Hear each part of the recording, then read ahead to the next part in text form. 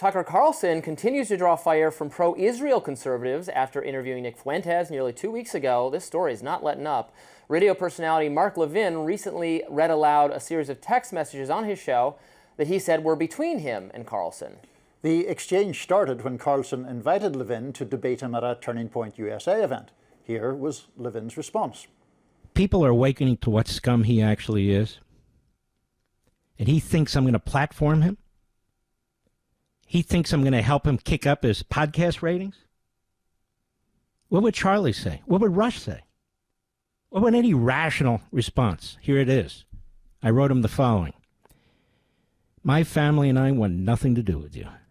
What you've become, your vile libels against my faith, millions of Christians, and in my view, what you seek to do to our country. There's nothing to debate. You're a Nazi promoter. Levin was heavily criticized by supporters of Carlson for those comments, and even some on the left backed up Carlson. Young Turks founder Cenk Uygur wrote on X, "This is unintentionally hilarious. Levin says Tucker's podcast is sinking and he's desperate. It's top 10 this week. Mark Levin's show is not even the top 200. Says he won't platform Tucker Carlson. Mark missed the memo. You're not in charge anymore, bro. He's platforming you." Meanwhile, fellow conservative commentator Ben Shapiro has also been at odds with Carlson over the platforming of Fuentes. Here was Shapiro debating Megyn Kelly on her show last Friday. If I see somebody breach basic moral values by having on a Nazi, and in my own view, you can take your own view, in my own view, gloss the Nazi, then I'm going to speak out about that, and I'm going to point out that there is a long pattern of him ideologically laundering terrible ideas over the course of the last 2 years, ranging from traveling to Russia to sniff the bread and explain why the Russian regime is actually wonderful, to saying last week that the Venezuelan regime of Nicolas Maduro is actually not that bad because they're being attacked by, in his words, globo homo. Tucker's made the point, I'm not here to be Tucker's defender, but he's made the point that Maduro is culturally conservative. Who gives a shit? The guy's a communist dictator. I thought Ben Shapiro did pretty well in that appearance with Megyn Kelly. Much better than the kind of line that Mark Levin is adopting. Again, he was using that, I'm not going to platform you language.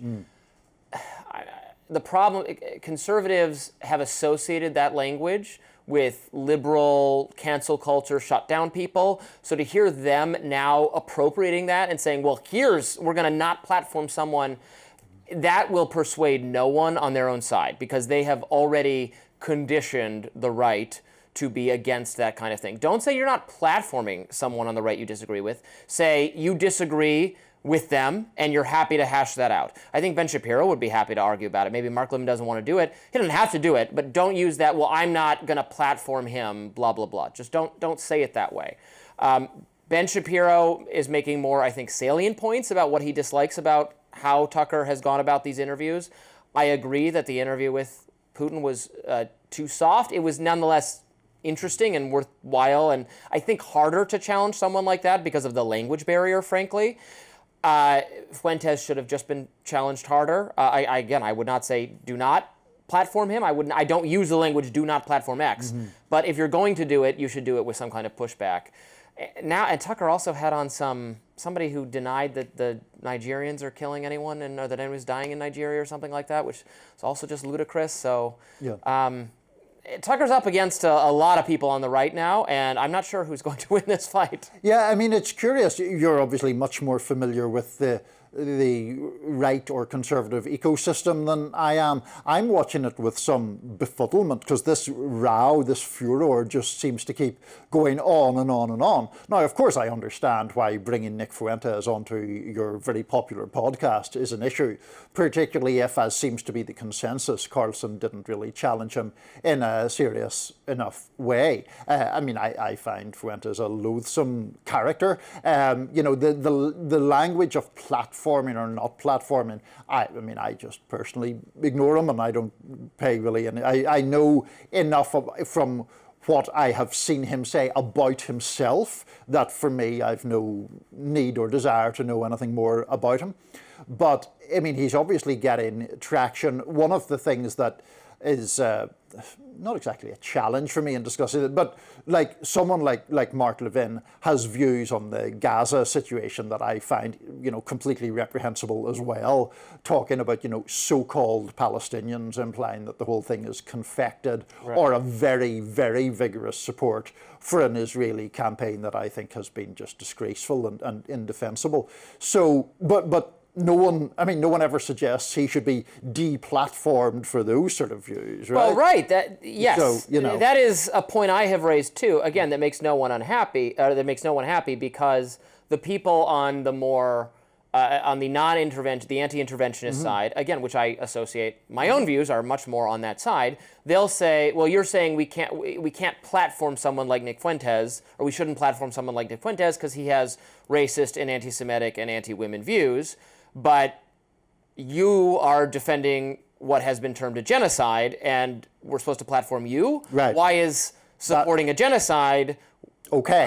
Right. That's fine, but saying something racist is not. Now, I would just say you should neither be racist nor be for genocide, but the people on the other side will say, well, that's more confusing, whereas you're just like language of that black people are inferior and it's not even really a policy, it's just an incorrect belief we should not deal with, whereas how to sort out the Middle East is at least complicated. But Sure. I am for having arguments over all these things. I don't think anyone should use the no platforming thing, but you should just challenge someone's views on Israel, challenge someone's views. And I think for the pro-Israel or pro-intervention faction, the Levin faction, the Ben Shapiro faction, I have advised them to just admit that the aid the U.S. gives to Israel is unpopular and should be, for Israel's own PR, should be gotten away with. We should, in my view, work to make the Israel issue less salient,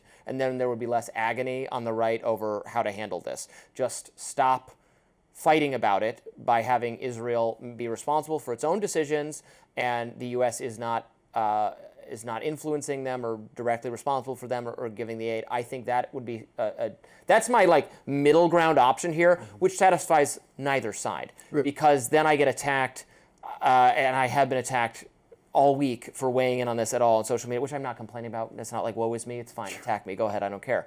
But I don't like to hear consistently that everybody thinks I'm wrong, but everybody thinks I'm wrong, because the pro-interventionist people want to maintain, and then some, the alliance and the military aid, and the anti-interventionist side wants stronger condemnation, but then also wants you to agree with that we can't criticize Fuentes for any of these other things he said. I'm like, well, I know that does become crazy at that point.